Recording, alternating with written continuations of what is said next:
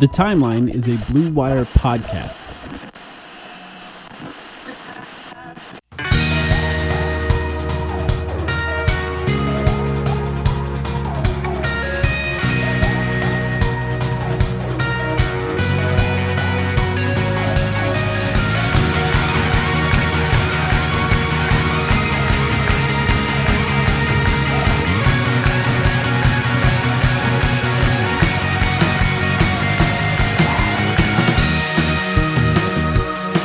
Welcome to the Timeline, of Phoenix Suns podcast. My name is Mike. Sam, the Suns have a 5-time All-Star and the reigning Player of the Week. How are you doing? And those are two different people. Two different players. Not even the same person. I'm doing well. I'm doing well. It's feeling crispy, tropical, 25 degrees Fahrenheit, and I'm doing well. Thanks for asking. It is 80 degrees in some areas of Phoenix today. Nice. Just throwing it out there. I think it's a record for how warm it is. Not over. Like, I'm choosing to enjoy the 80 degrees instead of thinking about what's next because it just feels like a very short winter already. But yeah, next week will be nice.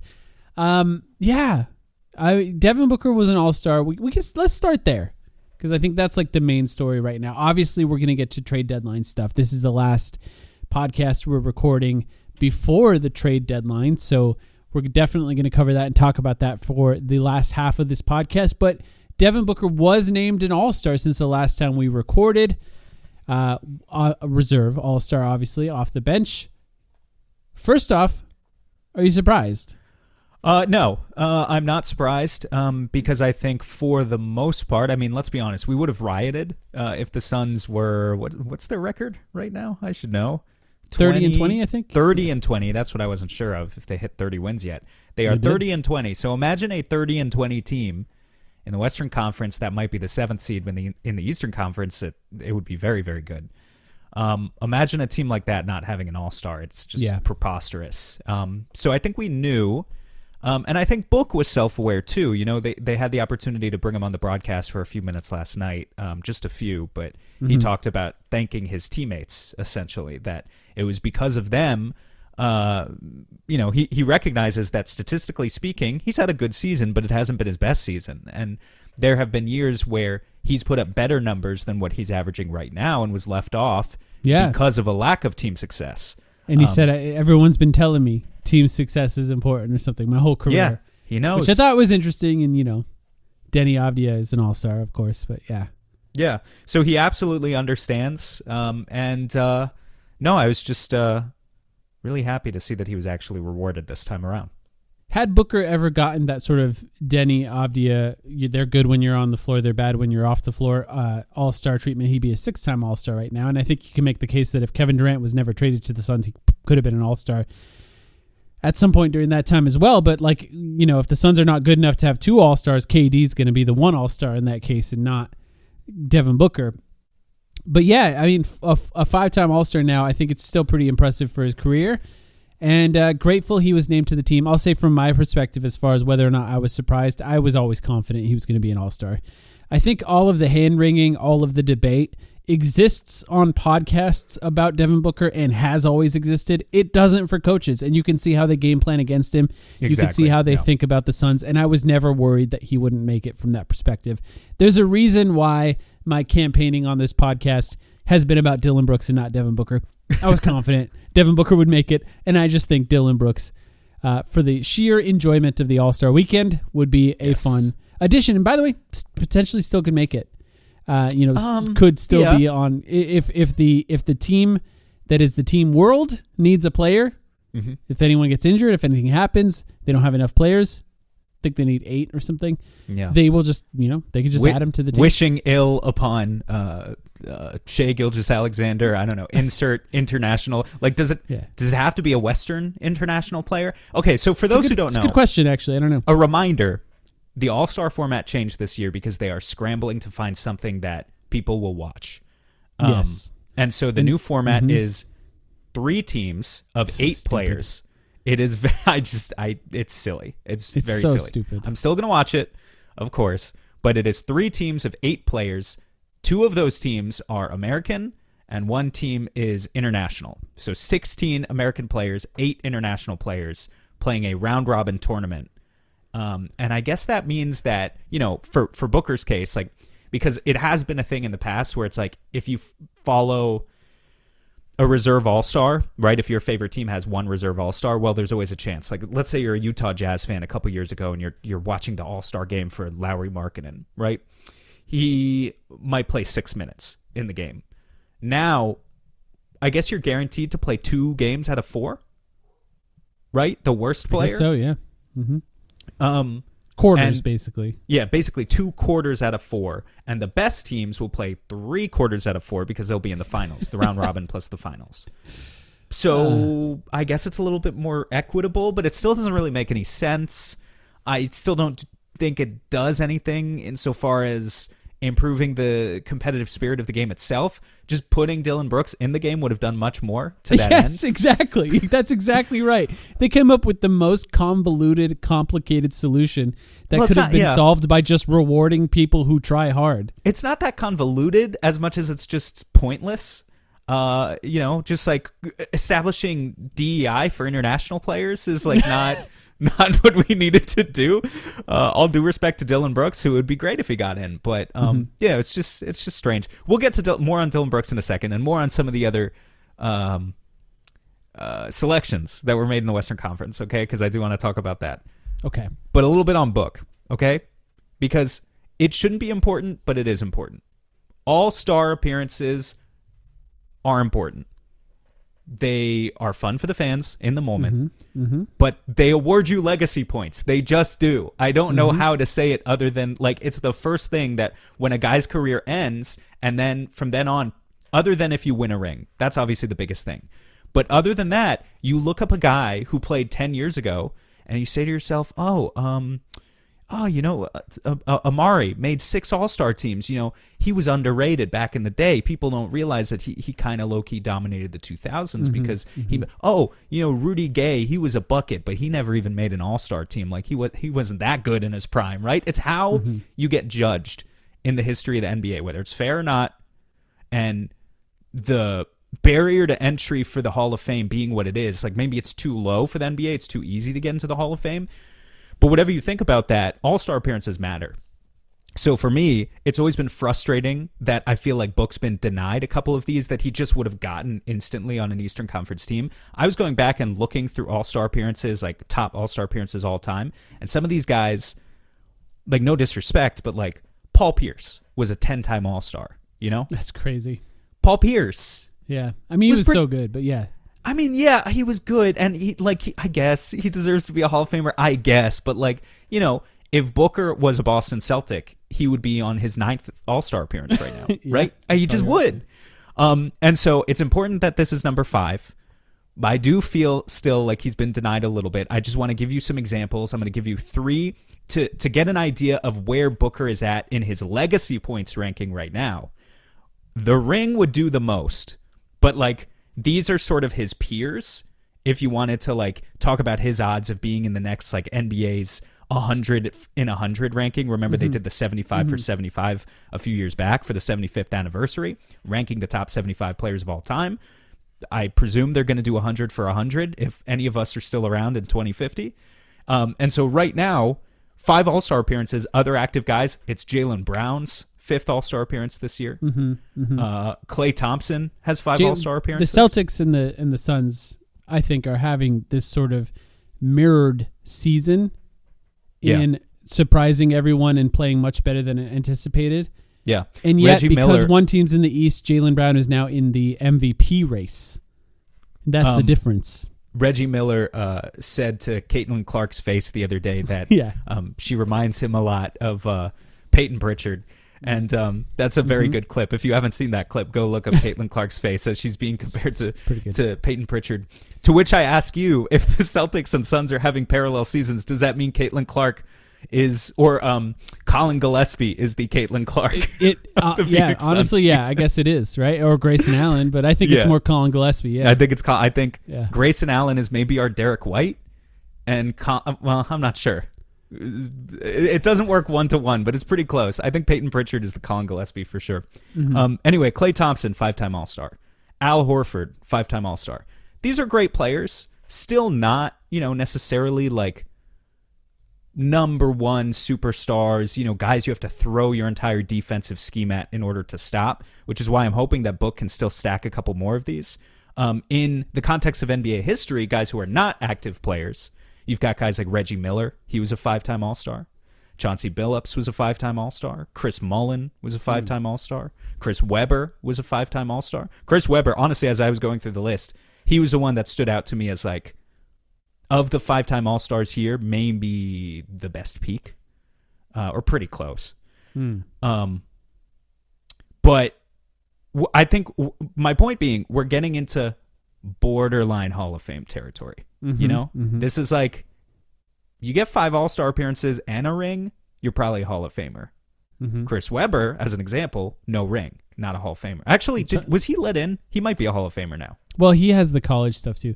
He does.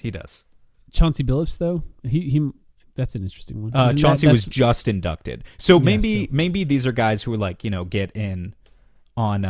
Yes, Chris Webber was inducted, but like it took him 18 years or 15 years or something to get there. Right? They're not first ballot guys. To be a first ballot guy, you need a couple more.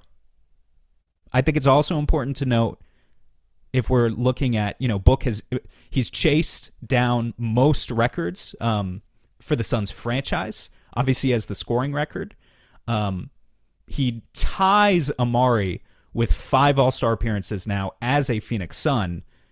2 guys are still in the lead with 6 All-Star appearances each as a Sun. Can you tell me who those guys are for a little trivia? The 2 Phoenix Suns in history who had 6 All-Star appearances as a Sun. Before I was a fan, I'm guessing. So no, one is very obvious, and you should definitely get it. I would argue they're both obvious if you're a host of a Phoenix Suns podcast, but one especially. We know it's not Steve Nash. Steve Nash is one of them, 6-time Okay, All-Star. I wasn't sure if it was 6. Okay, and the other one is not Charles Barkley. I'll remind you, because he was only here for 4 years. Yeah, is it like Alvin Adams? It is not Alvin Adams. Alvin Adams, I think, was maybe a 4-time All-Star off the top of my head. Maybe not. Alvin Adams might have been like 2-time or something. Kevin Johnson? Pull that up. Not Kevin Johnson. Kevin Johnson was a 4-time All-Star. It is Walter Davis, the previous all-time leading scorer. Alvin Adams was only a 1-time All-Star, and it was his rookie season. I always forget that. Truly the Tyreek Evans of the 70s. Anyway. I'm sure he loves being called that, yeah. So there you have it. Book is chasing down that record. He needs 1 more to tie Steve Nash and Alvin Adams. And 2 to beat them, yeah. And 2 to beat them. And I would say 2, like if he gets to 7, he's probably a lock for the Hall of Fame. But this is why I fixate on this stuff a little bit, because I have this weird personal, parasocial, I guess, slightly parasocial relationship with this guy, because I've watched every game he's ever played in. And, the podcast has only existed in the context of Devin Booker being a Sun, right? So there's not a lot of guys who have played for a team for 11 years. Yeah. It's a really rare thing in the NBA, and Book and could be a lot longer. Book and Dwight Powell, and that's basically it. Dwight Powell, Steph, Dirk, Kobe. Yeah. How many 11-year? I mean, Steph is probably the only other one. Is anyone? Giannis for like 2 more weeks or 2 more days. 2 more days. Yeah. Yeah. Giannis has been in Milwaukee for 13 years. Yeah, that's about to end. Which is crazy. Also, that he's still only like 31. Whatever he is. We'll come back to that too. Let's talk a little bit more about him. Okay, sure. You'll see why. Mike is going to pitch his Giannis trade in the second half of this episode, so stay tuned. Stay tuned, yeah. Okay, so that is good. It's really interesting. I'm glad you brought up that context. And look, it's important to us as fans. I think it's important to Booker too. He cares. I think he really does care. Playing in the All-Star game, I don't think it's important to most of these players. There's just no aura in the All-Star game anymore, so it is what it is. But being named an All-Star, I think, is what matters to them. I think most of them would probably just prefer a week and a half off instead of having to, go travel and play a game. But being an All-Star is important. And just like you said, stacking those accolades up is how you get in the NBA Hall of Fame. And yeah, Book has a good chance to get to 7 if he continues that, playing on good teams. It's up to the Suns to reward him in that way. He could easily, like you said, have 7 already, but nope, not in the conference he's in. Not a Boston Celtic. Sorry, bud. I'm hoping he's back soon. I haven't heard anything about the Portland game. That's tomorrow. We're recording this on Monday night. Hopefully he does play that one. He did, roll his ankle for those who missed it. I think most I would people who say watch games. The Blazers should be very careful about rolling out Denny Avdia in that game because Dylan Brooks might just do something to make sure that just to ensure he gets into the game. He might. You never know. That's one of the international guys who could go out. Okay, wait. We're not leaving the All-Star conversation because we do need to talk a little bit more about. Let's Dylan talk Brooks. about it. Okay. Well, okay. First of all, elephant in the room. Let's address it. LeBron James is an All-Star. Let's read the reserves. Here's the West reserves. Anthony Edwards, Jamal Murray, first All-Star appearance for Jamal. Chet Holmgren, first All-Star appearance for Chet. KD, Devin Booker, Denny Avdia, LeBron James. LeBron James chosen by the coaches, and I think if LeBron James was not chosen by the coaches, Adam Silver would have bent over backwards to ensure that he was there somehow. Now he doesn't have to, and there's a chance LeBron James wouldn't have allowed Adam Silver to do that. But yeah, LeBron James makes it on career merit more than this individual season merit where he's played less than 30 games. This has happened, to be clear, plenty of times in NBA history. Like, honestly, that there's an annoying amount of precedent for coaches doing this now. They did it at the end of Tim Duncan's career. They did it at the end of Kobe's career. They did it at the end of Dirk's career. Dwayne Wade's career. Like, we can't do this with everyone. What's next? Chris Paul? Was Chris Paul in line to be an All-Star this year? No, but get him in there so he can cheat at the skills challenge again. I will. That was funny. I will say LeBron, to his credit, has had definitely a better season. I mean, I like LeBron at the end of the day. I do. And he's had a better season than any of those guys we just listed. Like Dirk, his last pity All-Star appearance, he was averaging like 8 points a game or something. Yeah. He was like 39. Yeah, I mean, he was old too. LeBron's older, obviously. He was Ryan Anderson. And they were like, go, fine. Go in the All-Star game, Go smile for the cameras, yeah. Right. So LeBron is certainly better than that. He's still averaging 26 and 6, I think. Still, at times he looks great. Like 20 points, not 26 and 6. 20 points, 6 rebounds, 6 assists. That's pretty good. But he's not the same guy. I don't think he's had remotely the impact of. Here's the other elephant in the room. I love Dylan Brooks, but like Kawhi Leonard has had a crazy season, and he's not there. Yeah. He's been better than LeBron, I think. Absolutely. It hasn't It hasn't even been close. Hasn't missed that many games. LeBron's missed more games. Yes, so, Kawhi, I looked this up this morning because I was like, there's no way. Kawhi has played 34 games and is averaging like 28 points per game. And LeBron has played 30 games, fewer. And the Clippers aren't even that much worse than the Lakers now, right? Like it would be one thing if the Clippers were 13 and 35. But which they were on their way, and then Kawhi pulled them out of the gutter, yeah. Yeah. But they are now on their way. They're not just on their way. They are now a respectable team, obviously, based on what they just did to us. Not the best version of us, but yes. Sure, but even so, Kawhi should be there, and then probably Dylan Brooks after that. So I guess the question for me is, Kawhi should be there replacing LeBron. Yes. Who would Dylan Brooks be replacing, in your mind? Well, it would have to be someone that's not from America. Let's just read the East All-Star reserves to Donovan Mitchell, Jalen Johnson, Karl Anthony Towns, Pascal Siakam, Norman Powell, Scotty Barnes, Jalen Duren. A good team there. Pascal Siakam being a guy who makes the team is a great example of what the East is. It's not to say Pascal Siakam's not good enough, but Indiana's one of the worst teams in the NBA, and they struggled to find All-Stars to put on this team, so they rewarded Siakam with that. I mean, I guess Denny, he's on the worst team in the Western Conference. Pascal Siakam, you could say it for the East, but if you're just talking about West teams, it would be Denny. If it had to be. Look, is Denny better than Brooks? Yeah, I think so. That's not really the point, though. My point with Dylan Brooks is never that he was 100% all-deserving All-Star. It's only for the fun factor of getting him in the game and making it fun. I don't think he's better than LeBron James this year either, probably, but yeah. I do like the idea of Kawhi not making it in the season where we found out that they tampered to get him on the team. Like, we don't really need that, especially the All-Star game's in the Clippers stadium. That's fair. That's absolutely fair. We should bring up, because we recorded a couple days ago, we ended up doing a late Patreon episode this weekend instead of the middle of the week. But so for anyone who's not a patron, you didn't really get a chance to hear us talk about how awesome the team was a few days ago. Before they got their asses kicked. Before they got their asses kicked. So, of course, they get their asses kicked, and then we have to come on and record the main episode. But before that happened, it was back-to-back wins without Devin Booker against not the two best teams in the East, but two good teams in the East. The best team in the East, the Detroit Eastern Pistons. Conference two teams that can make the finals in the East.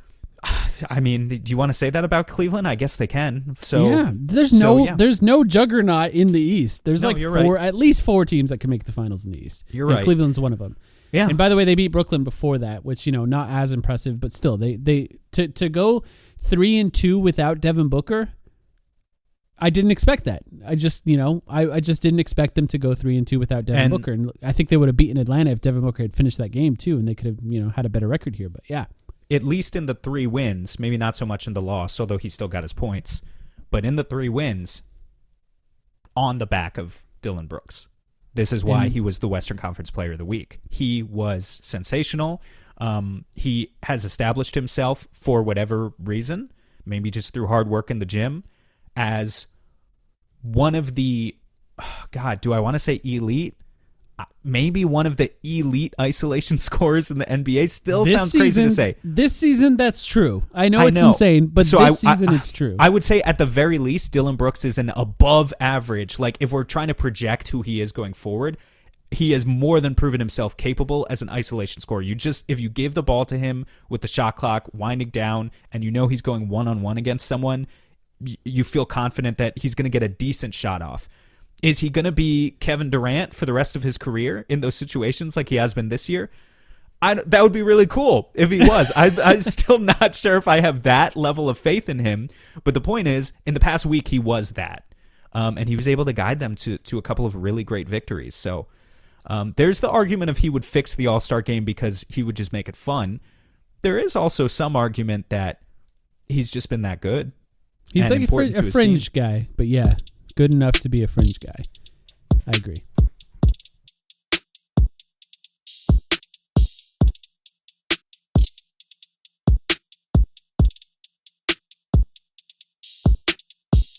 If you care about coffee and how it's made, check out Alchemy Roast. They roast in small batches and source their beans responsibly, focusing on flavor instead of mass production. The result is coffee that's balanced, well-developed, and easy to drink, whether you brew at home every day or just want something better than grocery store coffee. You can order online at alchemyroaster.com, and if you use the promo code TIMELINE at checkout, you'll get 10% off your order. Go now to alchemyroaster.com, my favorite coffee, and use the promo code TIMELINE at checkout. Get 10% off, support a local Phoenix business, and get the best coffee you can buy.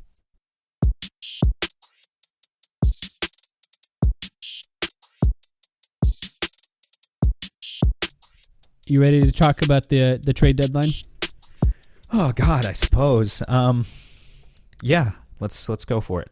Trade deadline just a few days away. A couple things have already happened, by the way. Yes, obviously we're going to frame this conversation around what the Phoenix Suns should do, but the biggest story in the NBA around the trade deadline so far is, of course, Vit Krejci being traded to the Portland Trail Blazers for Duop Reath and 2 second-round picks.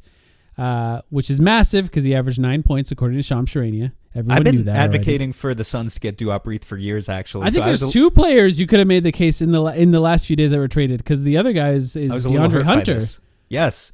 Why did so the other trade was DeAndre Hunter from the Cavs to the Kings for with what? Saric Again? for some reason going to Chicago. Keon Ellis is good. Keon Ellis, but most people listening do not know what this trade was. Probably. Okay, yeah. Let me say the whole thing. Say what the trade was. Okay, I'll read the Shams tweet. The Cleveland Cavaliers are trading DeAndre Hunter to the Sacramento Kings for Dennis Schroeder and Keon Ellis. And the 3-team deal includes Chicago Bulls acquiring Kings forward Dario Saric and 2 second-round picks. It was a salary dump for Saric to the Kings, basically. So it's DeAndre Hunter, who was their big acquisition last year, the Cavs. and that he goes to the Kings, which, by the way, makes zero sense. Keon Ellis not getting a ton of minutes in Sacramento, but is a young guard who is pretty good defensively. Very good defensively, a little undersized, but going to good. Cleveland now. By the way, nobody is eating crow for saying that the trade of Okoro for Lonzo Ball was bad. I called that out as a bad trade the moment it happened. Lonzo Ball was not good and has not been good this season. Now they're trading a guy to try to find another guard to replace essentially Lonzo Ball, and maybe Dennis Schroeder. We'll see what they do there. But either way, Lonzo Ball was a bad trade. I think Okoro is the exact kind of player you want in this version of what the NBA is, where they allow physicality and you need guys who hustle. And they traded him, and they got Lonzo Ball, who can't even play. On the other side of that, DeAndre Hunter going to Sacramento. That's just a weird move. Everything they do is weird.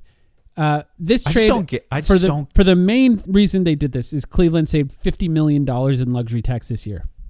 Yeah, no, why Cleveland did it made sense. Okay, and I think this sets up a good, underlying theme of fans don't like thinking about finances, to this extent. Shout out Kevin Love, who said that on a podcast recently. Yeah. What did he say?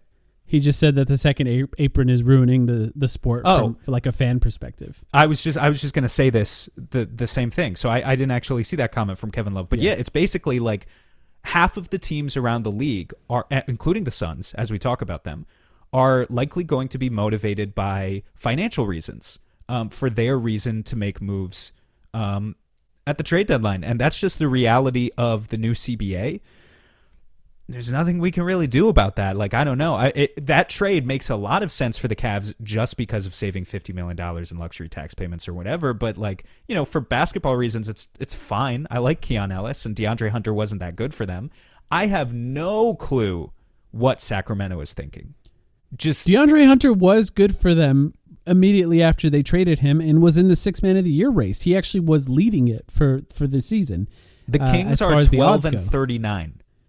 The Kings are 12 and 39, and they traded. You don't think DeAndre Hunter is going to fix that? They traded for a 28-year-old wing in his prime who's fine, but I don't think he's going to fix 12 and 39. And why they would do anything other than just blow it up at this point? Nobody wants the players they have. Yeah, I guess. Jesus, they can't even blow it up. Someone would take Sabonis. Only Sabonis, and even then, I was just listening to the Zach Lowe podcast before we came on to record this one, and he said that it's low, the value for Sabonis is even low right now because he's been so hurt this year too. So yeah, it's not the best time to trade him either. I would take Sabonis. I would play Sabonis and Oso together and only run a offensive rebound and dunker spot offense only. It's basically what the Clippers did to us yesterday. It is. They were playing Zubats and Brook Lopez together and bullyballed us. It was really effective. I don't think it's like the reason the Suns lost the game against the Clippers, but it is the smart thing to do against the Suns bench lineups who've been demolishing teams, is just to go huge and force them to fight. Yeah, and just hope those guys can move a little bit. And honestly, good for Brook. He looked good. We're okay. Phoenix Suns. Yes. I love trade season. There's been very little slop on the Suns. We have no rumors. We have very little. Just basically that Nick Richards is out there for a second round pick. And who was it that said the Suns are looking at 4 men? Power forwards. I don't remember. Yeah, they're looking at power forwards because that's Jake obvious. Fisher. Sure. Jake Fisher said Suns are looking at power forwards. But to me, it's like anyone could have made that up because that's the position they have one guy, and his name is Rasheer Fleming, that definitely plays it. Other than Brooks, who is a power forward but also could play 3. Right. More of a tweener. But to be clear, the Suns were thinking before, I don't know what exactly the Suns were thinking before the season started, but you can make the case at least that, they thought Ryan Dunn would take a leap. That has not happened. I don't think Ryan even he's pretty small for a power forward anyway. Sure, but he does play the position, right? Mm-hmm. So they were thinking maybe Ryan Dunn takes a big leap. Maybe the Nigel Hayes-Davis thing works out. Has not worked out. And the other one was, maybe Oso is Ben Simmons. And he's getting closer by the day. But more of a Draymond, but yeah. Yeah, oh my God, dude, his Oso had largely a bad game against the Clippers, but I continue to stand on this post of saying he has the greatest highlights on the team because who did he take off the dribble? Was it Brook? He took Brook off the dribble with the hezzy and then yammed on him with the left hand, just like in his face. So good. So good. Took him to the boom room on that one for sure. So on the Suns, none of the though, plans to have a power forward worked. So Yes. if the Suns are going to trade for any position in the next 2 days, yeah, it's probably going to be for a power forward. What else do they need? Everything else is it's basically pretty clear. covered. But I do, after looking at the landscape, after looking at the Suns roster, and after seeing how the Suns play this year, I do mostly feel as though they should almost do nothing. And that's not to say that they couldn't do something that could improve the team. I do feel like the alchemy, the chemistry, whatever it is that's working for the Suns is working well enough that the value of each individual player on their own, who could potentially be on the trade market, may not be high enough to get a player back that could improve the Phoenix Suns as a whole this season, which I think you can make the case that they should be trying this season. They are. Whether or not you can make the case that they should or shouldn't be, they are trying to win this season. So just to clarify who we think could be on the trade block, I think it's Grayson Allen and Royce O'Neal as the obvious mid-level sort of contract, mid-sized sort of contracts that could be traded. Both of those guys have been very important to the Suns' success so far this season. You know, Royce O'Neal with all the threes he makes in the fourth quarter, and Grayson Allen essentially being Jalen Green because Jalen Green hasn't played this year in the games Grayson Allen plays. So obviously very important. Neither of those guys big, so I understand why you could think improving on the size would matter. Could Jalen Green be traded? Yeah. I think it's possible, but I think very, very unlikely because we have not seen him play.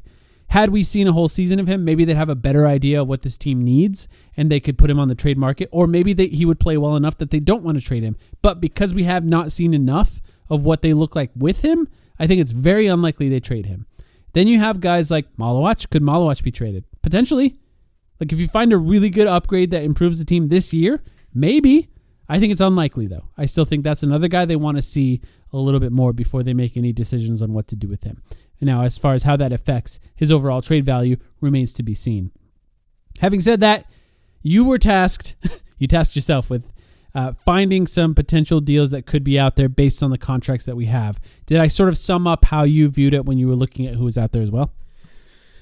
I'm going to expose myself a little bit. I'm thinking very, very small for this trade deadline. That's perfectly fine. Okay, so I want you I have some bigger ones. Good. I want you to entice the people with the big names that aren't going to happen. Okay, and then perfect. I get to bring up Jonathan Mobo of the I think Toronto you're going to love Raptors. this. You're going to love this then, okay? Here we go. Cool. The biggest story in the NBA at this trade deadline is not Vic Krejci.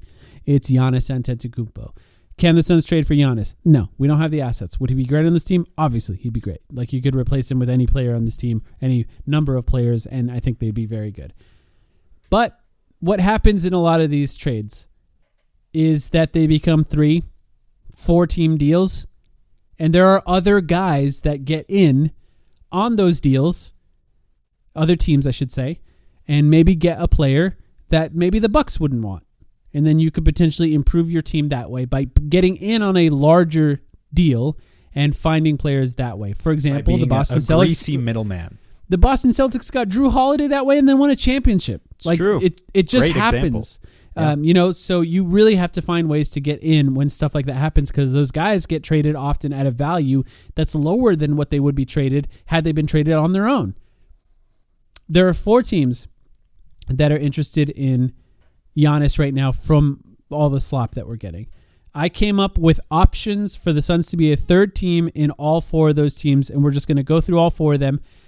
If you're the type of person that gets angry at fake trades, just turn off the podcast. Just turn it off. These are all just for fun, just to have something to talk about before the trade deadline.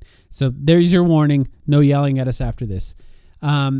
I'll go in order of the ones that I think are less Trade interesting. number 1, Devin Booker for Karl Anthony Towns. Devin Booker for Giannis, yeah. Okay, I'm going to go in the order of the ones that are the least interesting to the ones that are the most interesting, at least in the way that I anticipate they will entice you, because I have told you nothing about this exercise. Just I love this. for those who don't know. Great. Sure. Okay, first of all, the Warriors one is easy. Jonathan Kuminga is going to be in that trade. We know he's going to be traded. We know the Suns have been tied to him in the past. The Suns would likely have to trade Grayson Allen for that to happen because of Jonathan Kuminga's contract extension means he makes like $20-something million. It would have to be Grayson and something else, but like it would probably be like Nigel Hayes-Davis or Nick Richards, for example. Wow, Kuminga makes 22.5. This would potentially put the Suns in the tax bracket, but I'm going to say that there's a chance that any of these trades, the Suns are in the tax bracket, which is just money. So we're not going to think too hard about that going forward. Let's just think none of these trades are going to happen anyway. So this is all for fun anyway. But Kuminga, we've said it before. I was not interested in the offseason. You were intrigued in the offseason. I was. I'll raise my hand up and take that bullet. I think it's fine. There's a lot of people that were intrigued by him. I think both of us got to the point in this season where we were both out on Jonathan Kuminga. To me, that does not guarantee he will never be good. I want to say that I was out because I just don't like the way he plays, and I don't think the Suns are a good fit for him with what he wants to do with the future of his career. Maybe he will be very good in the future. I'm still out on Kuminga. I'm assuming you still are as well. Yeah, pretty much. Grayson Allen has done so much for the Suns this year, to your point. Yesterday, he literally had 8 assists against the Clippers. Like I said earlier, Dillon Brooks got his points, which is true. Grayson Allen got his points by taking a ton of threes, but he also was just like spamming double drag and spraying it out to shooters and trying his best, honestly, to do like a slight Devin Booker impression. Exactly. Not well, like obviously Book can do that way better. I mean, 8 assists is pretty good. But he got 8 assists, and he didn't turn the ball over 8 times, right? I think he turned it over a couple times. So the fact that Grayson can do that sometimes is impressive. Has Jonathan Kuminga ever had 8 assists in his career? Probably, but that's not. Maybe not actually. The thing is with Kuminga, if he goes in a trade, I think the Bucks would probably just want him just to see if they could at least play him as their primary scorer and raise his value and trade him again. So like even as the Suns as a third team option, I think this one is maybe the least realistic, least interesting. Next one, in order of increasing interestingness. The Miami Heat are interested in Giannis. Could not find anything that's really kind of interesting for the Suns. I think the most likely guy that could be traded there that the Bucks probably wouldn't want, therefore would be available at relatively low value compared to their value on the court, is Andrew Wiggins. But Andrew Wiggins essentially makes $29 million. So you have what to does include, Giannis make? Do you know off the top of your head, like 50 something? 50 something, yeah, I think, yeah. So Andrew Wiggins would probably be in this trade. Andrew Wiggins, not a terrible fit with what the Suns are doing. If you can get him to buy in like he did with the Warriors, I think he could be okay on this team. He's been pretty good with Miami this year. But $29 million, you'd have to include likely Grayson Allen and Royce O'Neal. And Royce for Andrew Wiggins. Yeah. I mean, Wiggins is fine. He's a solid player, but not worth the value that both of those guys have brought to the Suns. If he were younger, it would be different. What are the Heat thinking? I mean, I understand what they're thinking if they want to get Giannis, but they think they can get Giannis for what did you say? Wiggins plus Terry Rozier and 3 picks or something like that, yeah. Plus or there's rumors that they could maybe even dangle Tyler Hero to a third team to get assets from Tyler Hero. And yeah, I think they'd have to. I mean, they have Khalil Ware, who's great. And Ware would have to be in the trade, right? Yeah, Khalil Ware has to go to the Bucks. So if you Several have first-round the picks have three, to go to the Bucks. If you keep Tyler Hero, yes, and you have Tyler Hero, Bam, Giannis, and Norman Powell, it's not the worst, man. No, that's good. I question, I guess, Miami's ability to get this done, as I think many people have questioned Miami's ability to get any superstar trade done over the years. I think because they're always kind of sitting on their assets and hemming and hawing. This is their chance. If they can't do it now, they'll never do it. You want to get more interesting? Well, I'm just making sure. So there's really no one. There's the salaries though. I mean, we don't want Tyler Hero, right? So that's where it becomes like, okay, we're not in on this. You want Jaime Jaquez? Yeah, but the Bucks would take him. Like, I'm really trying to find as realistic as possible. Yeah, I'm just trying to think of like role players, right?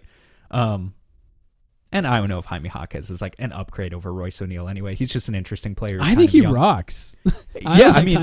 He's so fun. Physical. He kind of plays like Dillon Brooks. He's like a more actualized version of Dillon Brooks on drives. But Dillon Brooks obviously better this year. Minnesota Timberwolves are supposedly in on Giannis.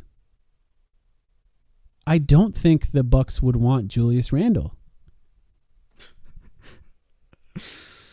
So first of all, the obvious salary move here would be Jalen Green for Julius Randle. You could sell the Bucks on saying, hey, here's a 24-year-old player instead of the 31-year-old player. You could try this 24-year-old, give him the keys to your franchise, and see if he becomes a superstar. And I think there's a world where they would say yes to that. I kind of am leaning towards maybe not being interested in that for me.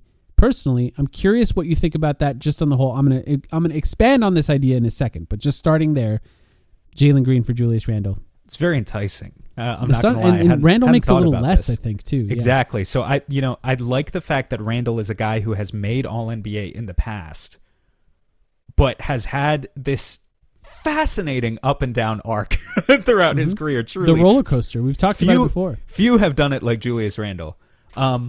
Because if Julius Randle made $50 million, then it would be like, no, nobody wants him. But the fact of the matter is, I'm looking at his contract now, Julius Randle makes 31, and the next 2 years he makes 33 and 35. And he's, in his early 30s, still averaging 22 points, 7 rebounds, 5 assists a game. Few still do it like him when it comes to like playing bully ball inside and barreling his way to the rim and getting to the free throw line. And of course, his three-point shooting, although he takes a lot of threes, has always been kind of spotty. But the Suns have a lot of shooting that they could insulate him with. And, I mean, honestly, man, gun to my head, it's like Julius Randle probably fits this roster better than Jalen Green does. Mm-hmm. Well, maybe. I don't really know. I think you're right, but yeah. We haven't seen the vision hard part, with Jalen right? Yeah. Green. But Julius Randle's pretty good. Okay, Jalen Green I'm could be better. not going to make you answer that. Yeah. It sounds like you're interested. I'm with you. I understand. That's one I'd have to sleep on and think hard about. Not going to lie. If the trouble is like table. the thing about Jalen Green that makes him so enticing is that he's 24. That's obviously what makes him enticing for the Bucks as well, and the reason you could potentially get this deal done. It's obviously all in a vacuum here. Would you do Grayson Allen, Kaman Malawach? Oh God. And then, some sort of minimum contract. Nigel Hayes-Davis, Nick Richards for Julius Randle. No. Really? We're holding the line on the Kaman Malawach stock. We're holding the line. Do it. I saw the turnovers. Think about this. Jalen Green, starting lineup. Just throwing it out there. Yeah. Jalen Green, Devin Booker, Dylan Brooks, Julius Randle, Mark Williams. Yeah.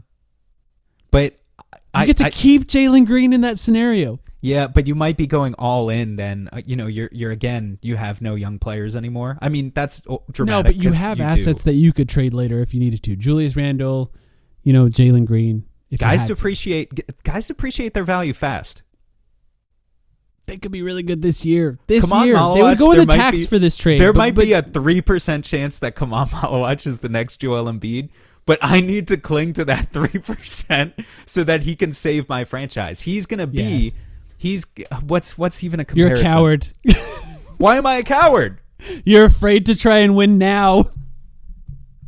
You want to try and win now with Jalen Green and Julius Randle? Yes. It's Jordan Ott is the key. All right, good luck, man. I mean, I think the team with Julius Randle this year could be very good. And even better next year when Kaman Malawach becomes the starting center next to Julius Randle. Okay. Still pretty good, right? I mean, I was proud of thinking of that way. I'm proud of you for this segment in general. Because then you I didn't do any of this research. Because what you do is Kaman Malawach goes to... This is to sell it for Milwaukee's piece, right? Kaman Malawach goes to Milwaukee as like... This is part of what they get back for Giannis. They get another really young player that they could develop over time and then potentially becomes the future of their team or whatever. And then you have Grayson Allen. You just give Grayson Allen the keys to the offense for the rest of the season, and then you flip him in the offseason for something else. Like, you just let Grayson Allen score 20 points per game for the rest of the season, and then Grayson Allen, it's the return of Grayson Allen to Milwaukee, yada, yada, yada. And then you trade him for a first-round pick at the end of the season or whatever. You don't have to trade him. You don't have to, but like that's how you sell them on it, right? And you're potentially getting assets. And maybe they could easily trade Julius Randle for a better package than Grayson Allen, Kaman Malawach. I kind of doubt it. He's 31. I don't know how much you're going to get for Julius Randle. without attaching assets to him. So, giving them the 10th overall pick from this draft when they're in the middle of a rebuild, not the worst case for them. Last one. First of all, I would probably do that. I would at least consider it strongly. I think the Bucks would say no to that one. I'm afraid to put the poll up on normal Twitter, so we'll put the poll up on that one in our Discord and see which people like more. I would prefer just the Jalen for Julius swap. Interesting. If those two were on the table. It's fascinating. And then hold on to Malawach, and hey, if that's going to bite me, then it's going to bite me. But maybe it won't, though. Like, you could absolutely be right on that one. Even if he's just like sort of Rudy Gobert light, then that still adds a lot to a team. The New York Knicks are also interested.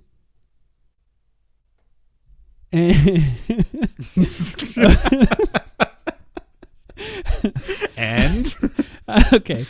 So there was a report recently that the trade value of guys like Karl Anthony Towns, OG Anunoby, Mikal Bridges is low right now, which is causing the New York Knicks to struggle a little bit to trade for Giannis. But say they do, and let's say Mikal Bridges is part of that trade. Would you trade Grayson and Kaman Malawach for Mikal Bridges? No, I'm not trading Kaman Malawach for Mikal Bridges. If I'm trading Kaman Malawach, it's for a real all-star. I love Mikal Bridges, but you're not going to get that. But I understand what you mean. And Julius Randle is a fringe all-star, because I know I'm not going to get that because Malawach has shown nothing in the NBA. Mm-hmm. But it's like I have the potential is in my mind. I've dug too deep. I own too much stock. It can only go up. Okay, I love the idea of Mikal Bridges fitting into this version of what the Suns are and going back to like less pressure offensively, more pressure defensively, and fitting into the role that he should play, unlike what he's doing in the Knicks. Maybe he's not that guy anymore defensively. I doubt that. I think that he could. I think he could be really good. Also, I just want to say, if we're talking about the identity of what this team is, and I really like Mikal Bridges, okay, I do. I've got the nostalgic glasses on for him sometimes too.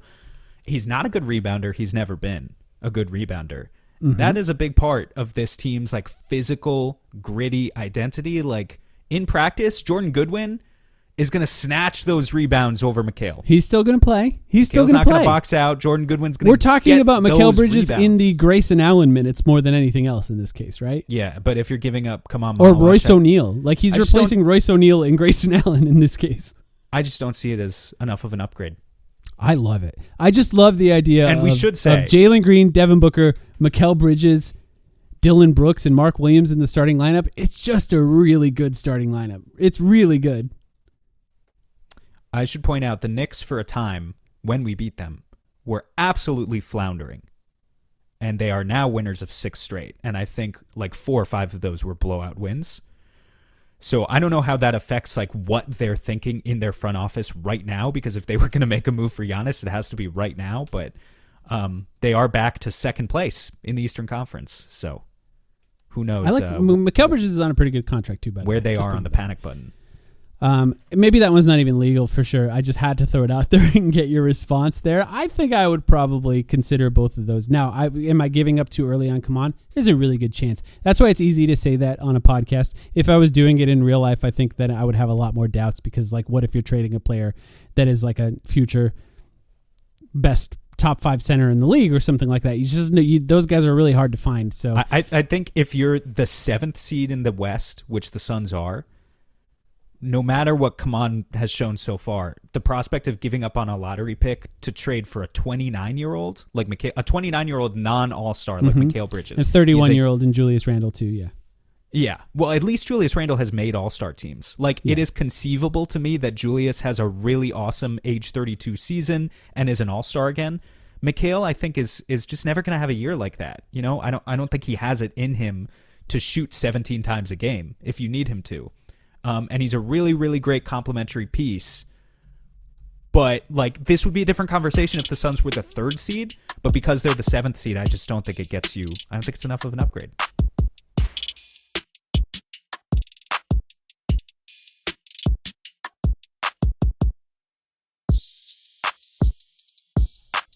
All right. Thank you for participating I have our little entertained exercise. all of your ideas. Now let's trade Nick Richards for 7 minimum contract players. Perfect. And save the Suns $2 million so that they're not paying the repeater tax. Okay, for the record, I knew you were going to be realistic, so I had to be so much less realistic. Right, that's so true. I was like, Sam's going to be realistic and look at things like through sort of a more honest lens, if you will.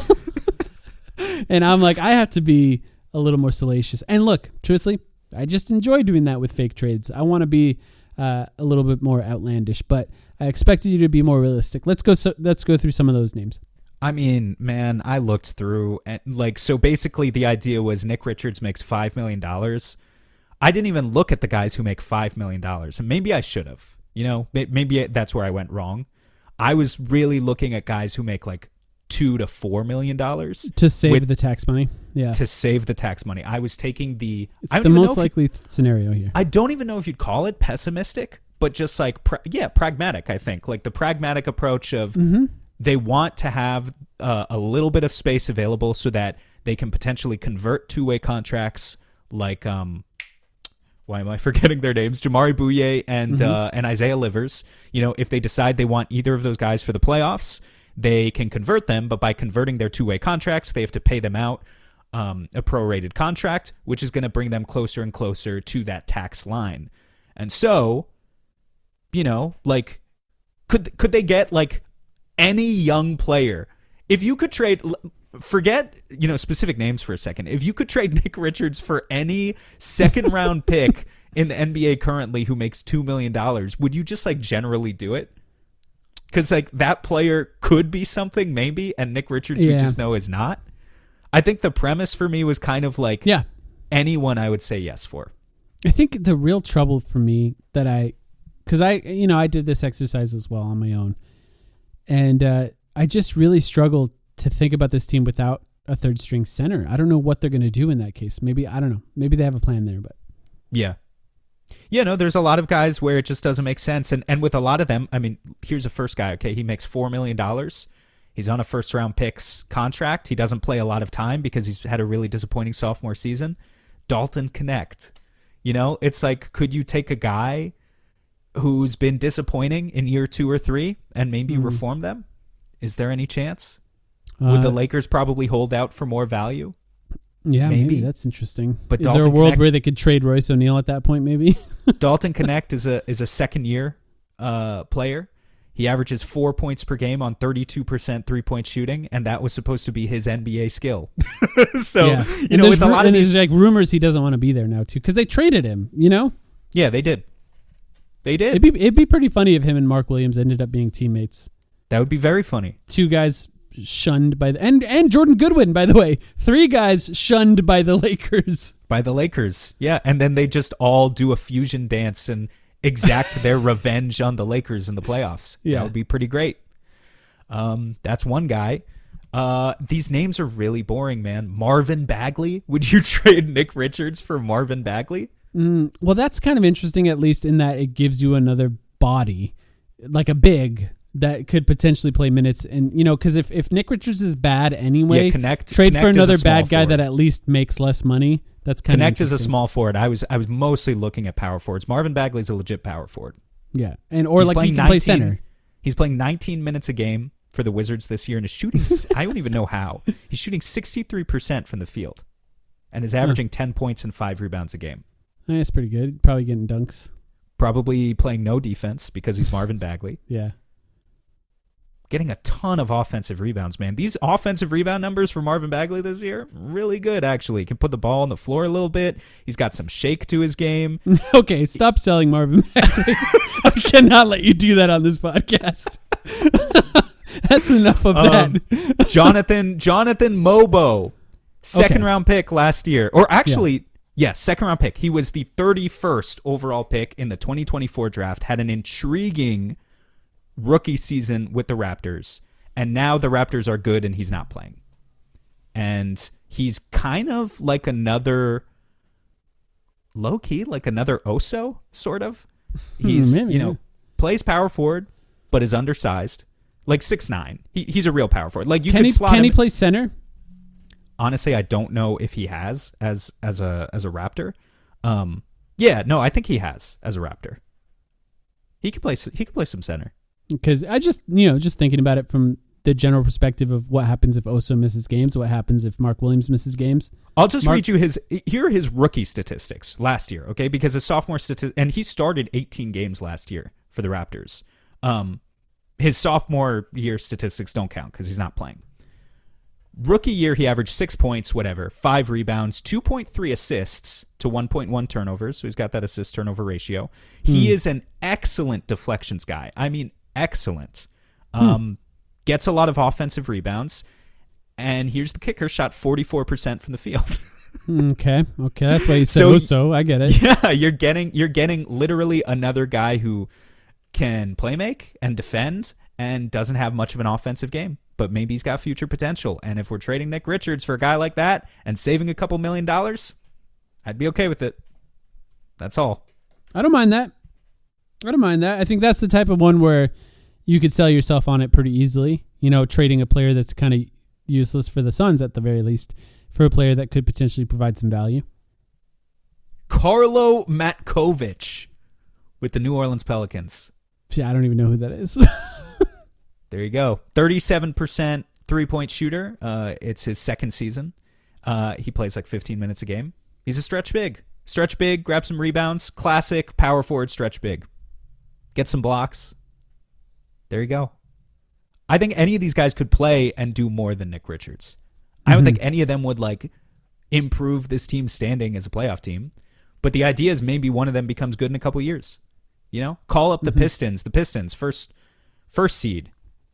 And ask about Bobby Clintman. Bobby Clintman was a second-round pick last year who I kind of liked. Before you get off the Pelicans, too, though, I mean, I feel like I have to mention Saddiq Bey.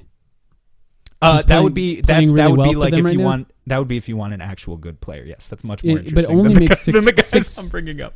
He only makes $6 million, so it's actually kind of hard. So for a Suns fan trying to make a fake trade, you could say Royce O'Neal or whatever, but I don't know. Well, first of all, would you trade Royce O'Neal for Saddiq Bey?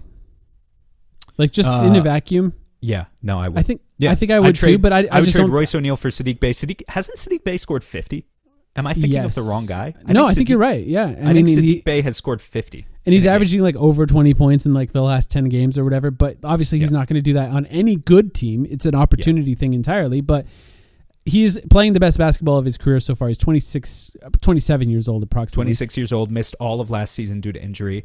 Missed all last season due to injury. There's just no way that the Pelicans want Royce, right? Why would they want him? Yeah, no, you'd need a third team that wants Royce and then could maybe facilitate giving a first-round pick. That the Suns third team don't that have. would want Royce over Saddiq Bey somehow, right? Because that's essentially, really and that just doesn't make sense. It doesn't make a lot of sense. But here's the thing. If you could do it theoretically, somehow, Saddiq Bey is not even close to the steady shooter that Royce is. He's just not that shooter. He can make threes, but he's not that type of shooter. But his ceiling as a guy who can give you 30 points on the wrong night, which is just something that Royce will never do, and he's bigger. Would be really by a couple inches. It would be really even not he's just bigger. We're not even saying just the height wise. He's just a thicker guy. He's a bigger body. And that if you're putting him at power forward, you're not giving up as much strength as you do with Royce. Saddiq Bey would be fun. It would be. I just don't think that's realistic, but I do think we need to bring it up because I think a lot of Suns fans are into that idea. I just don't see it.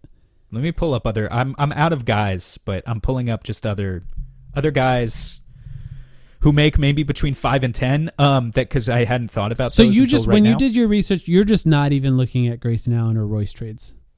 I mean, you could do them. I just I knew I didn't want Miles Bridges. We already kind of talked about that last week. So. And Grayson provides so much value to the Suns that I think he does not have on the trade market. Gershon Yabusele's here at 5.5. I know people have brought him up. Yeah.